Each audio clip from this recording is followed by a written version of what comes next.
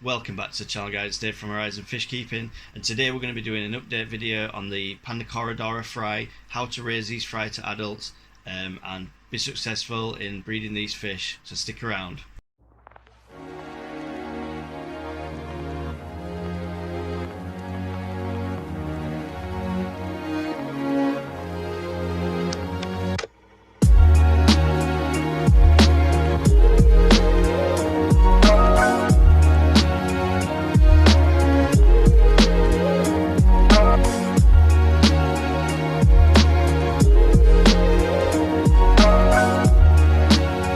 So as you can see, guys, you might have seen this in other videos.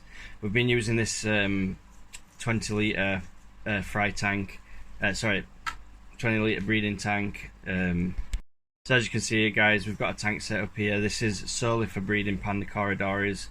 We've got the sort of sandy gravel substrate in there, a couple of plants just to keep the water quality decent. We've got a double sponge filter at the back, just an Anubias floating, cheap Amazon special heater, and we've got a couple of homemade mops in there made out of acrylic wool. If you need to learn how to make the mops, then you can check out the video on my channel. So basically what we've been doing for the last couple of weeks is conditioning these guys. So there's a tank here that's got around I'd say about 13, 14 Panda Corydoras of males and females. You can just see a couple of guys there chilling out. I'm keeping the tank at around 25-26 degrees, and I'm doing 80% water changes once a week, and that usually triggers spawning activity, because I do drop the temperature from about 26 degrees to 24 degrees, and that's produced eggs in the mops. So I put the eggs from there up into the fluvial breeder box just here. As you can see, I've added an air stone, and this is on a continuous water system from the tank behind. So water and air comes up this pipe, comes into there, so it's on a constant water change. These are fairly cheap if you want to use these for any sort of egg laying fish, really. They're very handy to have in your fish room. As you can see, I've added an air stone. That's only because Corydoras prefer the more sort of water movement, and also it just keeps the fungus off the eggs having the water movement like that. So in here we do have some fry. I'll try and get my torch here so I can try and see them. Yeah, you can just see them there. So there's the fry. What you don't want to do is, once you get the fry into your tanks, is move them to another tank at this stage. You do want to grow them up slightly, and get them fed up a little bit, and then I'd probably say once you move them to another tank, if you are getting a dedicated tank, I've found that if you drip acclimate the fry into the new water, that can help considerably as well. So what I'm doing at the moment is twice a day, 3 times a day, I'm feeding this tank, and I'm using the Aquarium first bites. This is the food that I will start the process off with. Basically I just get sort of a toothpick, or in this case a kebab stick. I've just snapped a little piece off there, and I'll put that into the water. I'll put that into the bag, get a light amount on there, and then I'll just sort of tap like this all across, and with the aeration it'll chuck it around in the water, and the Cory's got absolutely crazy for it. I can actually demonstrate that now, so I'll just get my tripod and I'll show you that. Right, so what we're going to try and do is, I'll just have to take the torch off there, just take the lid off. I'll just put that in the tank behind a second. So get the first bites.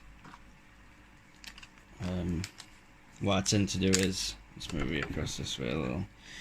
I'll just get a small amount, so just get your stick. That's probably as much as you'll need. Just get a little scoop on there. It's just basically so you're not overfeeding, and then you can just pop this up here. You can just tap it on the side there,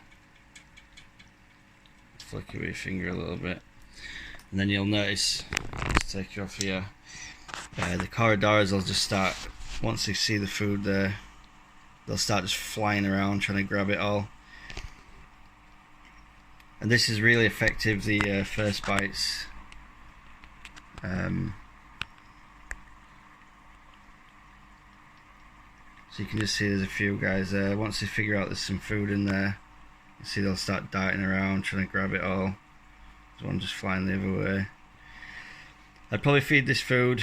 Once they hatch out the Corydoras, you've probably got about 5 days before you need to start feeding them. Then I'd probably start on the first bites. I'd give them that for a week or so, let them get a bit of size on them. So you'd be talking about 14 days in, and then after that I start hatching out baby brine shrimp, which I hatch out baby brine shrimp every day anyway. So that's what I'd start to feed him, a mixture of first bites, because it does sit down at the bottom, and the baby brine shrimp combination usually works pretty fine for me. And all the fish in this tank that I started the breeding colony off, I bred these myself about a year ago, so I've just mixed the bloodlines up a little bit, the ones that I originally had, and the ones that I've actually spawned myself, and that's just seemed to work for me. So this is just a progress update on the Panda Corydoras and how to feed these guys and raise up the fry. You can just see there's an egg there that's fungused up, that'll need to be pulled out. So I've just placed the eggs in here, no meth blue, nothing like that, and we've got fry. So it just shows, you know, a bit of air, as long as the water's clean, and that is vital. You've got to keep the water clean and aerated. For the first couple of days or weeks, these guys breathe through the skin, they don't have gills, so the aeration is a must. You can see that panda there is just starting to get the black eye coloration on it.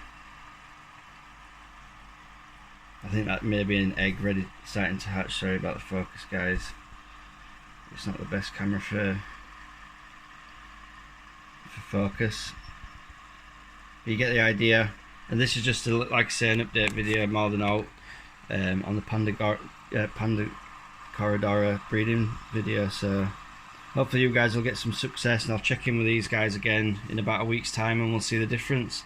So hopefully if you like this sort of content, you'll have clicked the like button. If you're not subscribed to my channel already, please consider subscribing. It really helps my channel out and making me new content.